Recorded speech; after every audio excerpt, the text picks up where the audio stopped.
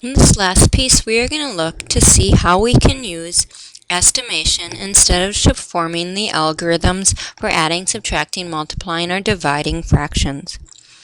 If you recall, we were looking at dividing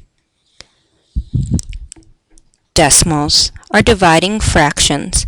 If we go back to the division of fraction problem, we found out that when we divide fractions, we can multiply by the reciprocal of the divisor. Another way we can use estimation is we want to know in this division how many times can I subtract 2/3 or how many 2/3 are in 1 3/4.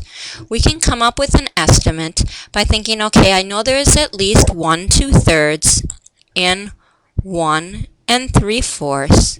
I know that there's a second 2/3 and then there's a fraction of a third 2/3. Therefore, I know that my answer should be between 2 and 3. And if you recall through our algorithm, where we take 1 3/4 divided by 2/3, 1 3/4 we can write as the improper fraction. 1 is 4/4, so 4/4 plus 3/4 gives us 7/4. And we know the reciprocal of 2/3 is 3/2.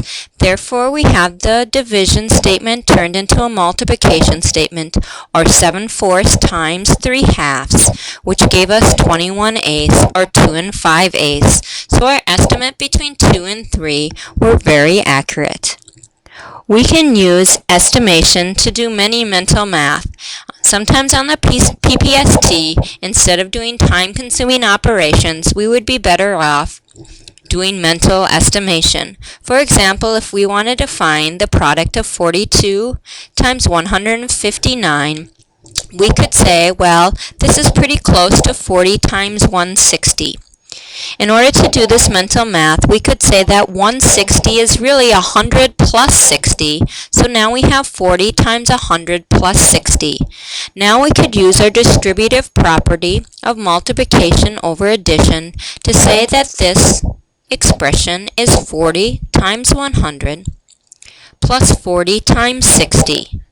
We know that 40 times 100 is 4,000 and 40 times 60 is 2,400. Therefore, our estimate should be about 6,400. We can also use benchmark fractions and decimals to come up with some estimation techniques. For example, if I need to add 9 3/7 plus 17/33 plus 11/12 to find the common denominator would be very time-consuming. Therefore, we can estimate. 9 37 is pretty close to 9 36, which is 1/4. We know that 17/33, well, twice 17 is 34, so it is pretty close to 17 over 34, which is a half. Therefore, 17/33 is about a half. And 11/12, well, that's really close to 1. Therefore, we can use our benchmark fractions in order to estimate the sum of these fractions. We have 1/4 plus 1/2, which is 3/4, plus an additional 1. So our answer should be very close to 1 3/4. We can also use benchmark decimals to find the product of numbers.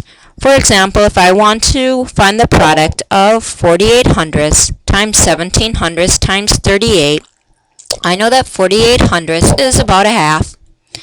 1,700 is pretty close to 2/10, which is 1/5, and 38 is really close to 40. Therefore, my estimate of my product is 1/2 times 1/5 times 40.